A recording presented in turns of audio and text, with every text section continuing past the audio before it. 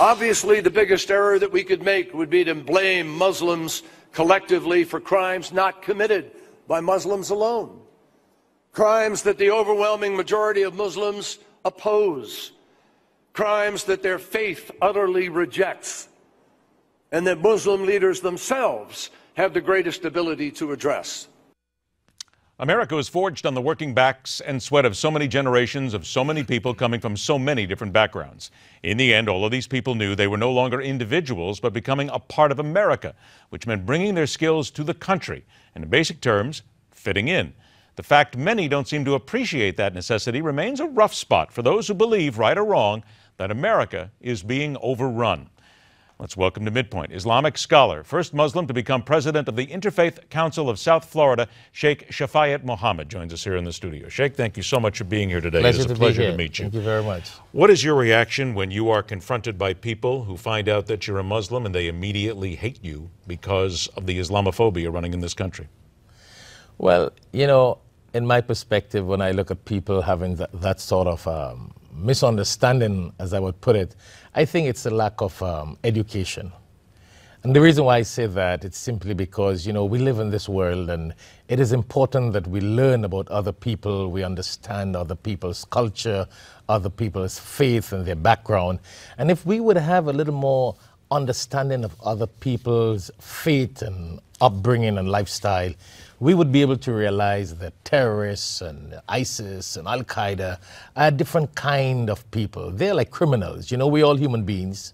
You got a lot of criminals. Does it mean that we should paint all human beings as criminals? So we're able to differentiate that they're bad people and they're good people. What about those people who would say, and you know you've heard this before, but I wanted to get your perspective of it, that because you are Muslim, you would protect the Muslim terrorist. You would look to shield them. That if they came to your mosque, if they came someplace in private, you would basically not release them or turn them over to the authorities because your faith and their faith is so tightly intertwined, you could not do that in good conscience. Well, that's people's opinion, because from an Islamic perspective, from the law of Islam, the Prophet Muhammad, peace be upon him, said, even if his own daughter steals, her hand will be cut off. And I know we're going to get into that cut-off law. That's a different perspective. But in those days, you know, they used to apply those laws. But he meant that the punishment will go even for his own daughter. So if a person, whether he be a Muslim or what, commits a crime, it is Islamic that we should be just.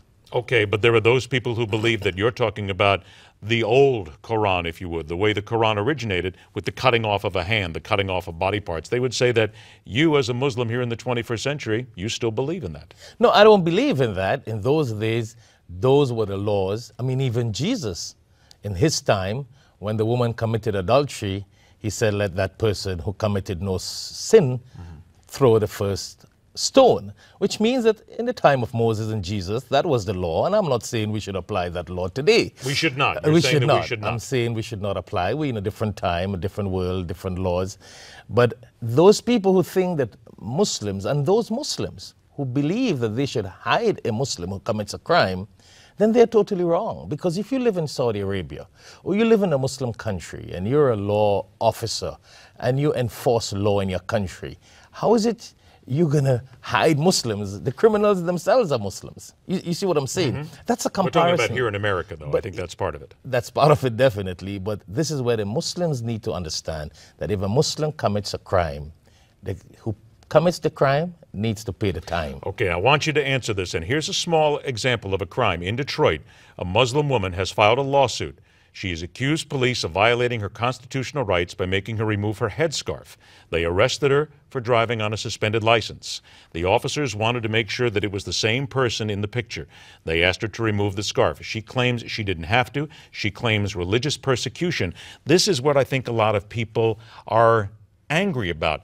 They say that she lives in America, she is here, she should assimilate, she should, if they ask, do it. It's not about religion. It's about following the rule of law. Should she have followed the rule of law then in the United States, simply removed it, and not claimed it was religious persecution? Yes, she's supposed to follow the law of the land and the rules. First and foremost? First and foremost, because you see, if she doesn't want to live here, as we say, she should go back home. If she was born here, well, then she needs to follow the laws. Because in Islam, even if you're going to Hajj to perform pilgrimage, you got to give your identification to get a Saudi visa to go to the Saudi Holy Land. Would women be asked to remove their headscarf at that time?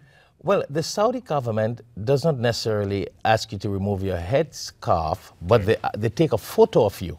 And they do have problems with photographs of women. But when it comes to identification, you have to take a photo. Some saying if you live in America and you're asked to take your headscarf off for proper identification, the law, according to Islamic jurisprudence, she was supposed to do that. Isn't that where we really are at? I've only got about a minute and a half left here, but I want to make sure we get to this point. Isn't that what's necessary here? Muslim, Jew, Christian, whatever, assimilate into the society here. People believe that Muslims do not want to assimilate. They want a second set of rules for them, and they don't want that to change. And I do accept the fact that there are some Muslims who have that sort of mental understanding that they should not assimilate. But that's not the true Islamic way of life. Those who do that really do not represent what true Islam is. So you were saying if you were to speak to your friends, other fellow Muslims, you would say, if you live here in America, the right thing to do is to be a part of America, assimilate into the culture, keep your individuality of your religious beliefs, but still be a part of the society and act according to the law of the society. And I strongly believe that because I'm originally from Trinidad and Tobago, and we are from a multicultural, multi-faith society.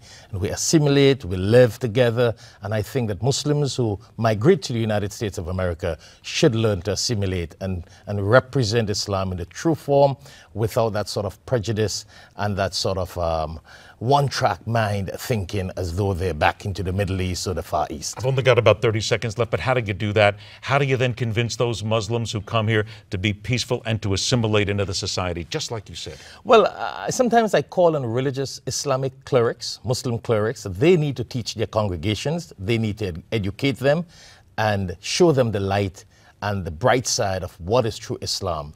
Because a lot of times Muslim clerics keep the true Islam away from the general public, and that makes the congregation a sort of close-minded when they live in a society like Muslim this. clerics don't always teach the Quran, do they? They kind of put their own spin on it. Yes, they allow their culture to brainwash them and to see things through their culture, which is also wrong. And I hope that we've had at least a chance here to go ahead and throw some light into this conversation as well. Sheikh, it's a pleasure for you to come by. Thank you so much. We absolutely will do this again. You've brought some different perspective to this conversation. Thank you very much. All right, we will turn to what Wall Street was able to accomplish on a snow day that wasn't, with the newsers talking about yet another fall from the folks at Microsoft. Much more when MidPoint continues.